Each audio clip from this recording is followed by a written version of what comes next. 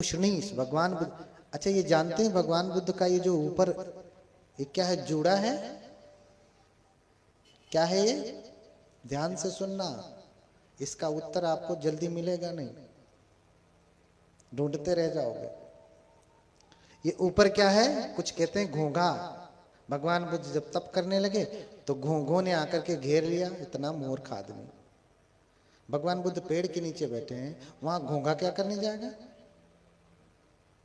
हाँ, अरे कहता दीमक लगा लिया तो एक पल के लिए समझता कि भाई दीमक पकड़ लिया होगा। घोंघा कहाँ रहता? पानी में रहता है कि सूखी भूमि पे रहता है? हाँ, और यही बात सब लोग मानते हैं।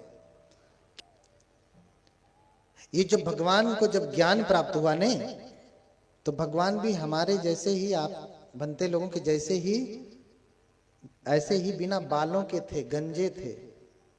इसलिए उनको मुंडक, जो भगवान बुद्ध को पसंद नहीं करते थे, मुंडक कह देते थे। मुंडक माने गंजे, टकले, है ना, मुंडक कहते थे। लेकिन उस समय स्त्री और पुरुष दोनों बड़े बड़े बाल रखते थे, जैसे स्त्री वैसे पुरुष भी। राजा महाराजा भी बड़े बड़े बाल रखते थे। तो जहां सब इतने बड़े बड़े बाल रख रहे हो, वहां इतना बड़ा बाल तो गंजा ही कहलाएगा ना। तो भगवान ने 2 अंगुल बाल रखने की अनुमति दी है, अर्थात इतना बड़ा बाल भिक्षु रख सकते हैं उस समय। उस समय कब? जब पुरुष भी इतने बड़े बड़े बाल रख रहे हैं, उस समय।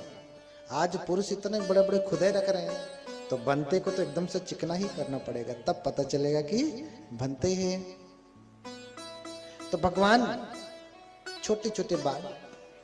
कारण दूसरा ये भी था कि आज के जैसा तेज धारदार वाला उस तरह नहीं था, रेजर नहीं था कि रोज बना लिया। वो पत्थर पे ऐसे घिस घिस करके बनाते थे तो ये चमड़ी उमड़ी भी कट जाती थी, है ना। तो 1 महीने में 1 आध बार बनाते थे, तब तक जो कटा छीला रहता था ठीक हो जाता था, फिर दोबारा काटते थे। तो इसलिए इतने बड़े बालों की अनुमति दी उस समय। अब सोचिए, इतना बड़ा बाल हो तो मेरा सर काला लगेगा ना थोड़ा सा। भगवान बुद्ध का भी बाल छोटा ही है। जब उनको ज्ञान प्राप्त हुआ तो जिसे आप यहाँ तारू कहते हैं ना, तालु, यहाँ पे जब बच्चा छोटा होता है तो ये ऐसे धक धक धक धक करता है ना। तो माताएं क्या करती हैं, अब जॉनसन्स वाली होंगी तो जॉनसन्स का तेल, नहीं तो सरसों का तेल लगा करके उसको क्या करती हैं, क्या करती हैं, खूब चपचपा देती हैं, मालिश कर देती हैं। क्यों? क्योंकि ये मजबूत हो जाए। हाँ, क्या हो जाए? मजबूत हो जाए। घड़ा बनाते हैं ना तो ऐसे जोड़ते समय थोड़ी सी खाली रह जाती है। हाँ, जब आप कचौरी बनाती हैं तो भरती हैं तो ऐसे बंद करती हैं, थोड़ा खाली रह जाती है ना, उसको दबाना पड़ता है, मालिश करना पड़ता है। बनने के बाद ये कचौरी का थोड़ा सा खाली रह जाता है, तो माताएं तेल लगा करके उसे हर दिन करते करते जैसे जैसे वो बड़ा होता है ये भी भरने लगता है। तो जब बुद्ध को ज्ञान प्राप्त होता है तो ये वाला भाग उठ जाता है, यहाँ की मांस जो है ऊपर उठ जाती है। अब इतने बड़े बड़े बाल हो, काला ससर हो, इतने बड़े बड़े बालों में, हाँ, जैसे वो उधर आशीष लड़का बैठा है ना, खड़े हो जाओ बाबू, इसके जैसा बाल हो, इतना ही अंगुल बड़ा है ना, और इधर बीच में से अगर ऊपर उठे तो क्या लगेगा दूर से कि आशीष ने जूड़ा बांधा है ना, यही लगेगा ना। दूर से कोई देखेगा तो क्या लगेगा, जूड़ा बांधा है। तो जो भगवान को ज्ञान प्राप्त हुआ तो ये मांस उभर आई, इसी को कहते हैं कि बोधिमंड है ये। इसका नाम क्या है? बोधिमंड। उसका दूसरा नाम क्या है? उष्णीश। तीसरा नाम क्या है? उपशीर्ष। ध्यान से याद रखना, ढूंढते रह जाओगे नहीं तो। क्या नाम है इसका? नाम है बोधिमंड। और क्या नाम है? उष्णीश। तीसरा नाम क्या है? उपशीर्ष। ये घोंघा वोंघा नहीं है, ना तो भगवान ने जूड़ा बांधा है, इसलिए उनको श्रमण कहा जाता था, मुंडक कहा जाता था। अभी नंदोपनंद की जो कथा सुनाया मैंने, उसमें नंदोपनंद ने क्या कहा, अरे श्रमण मुंडक मेरे ऊपर धूल झाड़ते हुए जा रहा है। अभी बताता हूं।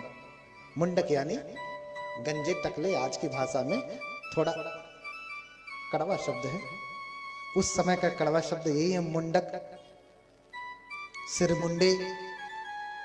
हाँ, तो दूसरा मंत्र है, भगवान को जब बोधि प्राप्त हुई तो ये बोधि है उनकी, ये बोधि। तो इसी बोधि की स्तुति के लिए उष्णीश विजयराज सूत्र है, उष्णीश विजयराज धारणी है। उसी का छोटा करके, देखिए सूत्रों को याद कर पाना बड़ा कठिन है, उसे छोटा करके धारणी बना दिया गया जिसे धारण किया जा सके। लेकिन धारणी भी थोड़ी बड़ी होती है, इसलिए आचार्यों ने सोचा कि धारणी भी याद करना बड़ा कठिन है, इसलिए उसे छोटा करके क्या बना दिया, मंत्र। क्या बना दिया, मंत्र। मंत्र। अब उष्णीश विजयराज धारणी अगर लेके आएंगे, इतनी मोटी जो किताब रखी नहीं, इतना बड़ा एक है, एक सूत्र है। अब उसको सब लोग याद कर पाएंगे? आपके बस की बात तो नहीं है। हाँ, आपके बस की बात तो नहीं है। तो फिर उष्णीश राज विजय धारिणी का लाभ आपको कैसे मिलेगा? तो आप उससे वंचित रह जाएंगे ना, अछूते रह जाएंगे। तो कैसे प्राप्त हो? इसलिए उसको सरल किया आचार्यों ने, धारिणी को छोटा कर दिया, मंत्र बना दिया। उसका नाम क्या है मंत्र का? हाथ जोड़े सभी लोग, फिर शांति से बैठे। अगर ओम मणि पद्मे होम का जाप ना कर सके तो कौन सा जाप करेंगे? उष्णीश विजयराज धारिणी का। आंखें बंद करिए, जप करिए उस मंत्र का। बड़ा सामर्थ्यवान मंत्र है, बड़ा सामर्थ्यवान मंत्र है। चीन, जापान, ताइवान, कोरिया, जहां जहां भी बुद्ध को मानते हैं, बड़े संपन्न देश है। रोज भूकंप आता है। जापान में जाएंगे तो खाली पूजा करते हैं, मंत्र जप करते हैं। नम्य रंगे क्यों, नम्य रंगे क्यों, नमः सद्धर्म पुंडरीकाय। समझ रहे ना? और रोज भूकंप आता है, रोज, कुछ फर्क नहीं पड़ता, इतना सामर्थ्यवान है। जापान के संविधान में ही लिखा है, प्रियम्बल में, बुद्धम शरणम गच्छामि। महायान है तो संस्कृत में लिखा है। हाँ, क्या लिखा? बुद्धम शरणम गच्छामि। हम जापान के लोग किसकी शरण जाते हैं? बुद्ध की शरण जाते हैं। तो मंत्र क्या है? आंखें बंद करिए, मैं जप करता हूं, आप भी दोहराएं मेरे पीछे पीछे। आंखें बंद करिए सभी लोग, बहुत शक्तिशाली मंत्र है। हाँ, ध्यान से, जो यहां जपे चाहे सुने, दोनों में लाभ है। चना बोती हैं तो क्या करते हैं? एक एक चने का नोक उसका सिर ऊपर कर करके चना बोते हैं? नहीं ना, चना छिड़क दिया है। जो औंधे मुख पड़ा वो भी जम जाएगा, जो सीधे मुख पड़ा वो भी जम जाएगा। हाँ, चाहे सुने चाहे जाप करें, टेढ़े आड़े कान में शब्द पढ़ना चाहिए, जमेगा, लाभ बराबर होगा। आंखें बंद करिए, मैं जप करता हूं, आप भी पीछे पीछे मेरे दोहराइए।